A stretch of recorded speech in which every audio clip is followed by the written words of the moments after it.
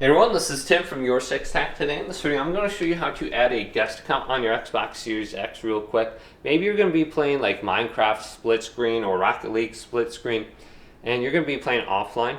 Or maybe this allows it to actually play online. Now to add a guest account, press the Xbox button, tab on over to your little profile using R1, scroll on down, and we can go to add or switch right here. Then you go on down and go to where it says add guest right here and select it. And this will add a guest account to whatever account you have signed in. So I'm signed into YourSix. I'm going to add a guest account, signing you in, and then hi, and then here's my guest account number 1. I believe we can sign in more guest accounts. So if we go on down, go to add or switch, then scroll on down, we can go to add a guest account again. Let's see if we can add oh, here's the second guest account. So I'm assuming we can do this even more. So let's do it one more time. Go to add or switch so you can see 1, 2, and 3. And block this up.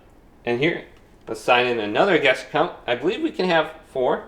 Let's see if we can do it one more time. I don't think we will. But, just for the sake of the video, can we add in another guest account? I guess we can. So we can keep adding guest accounts to our Xbox if we're going to be playing co-op or split screen in a game.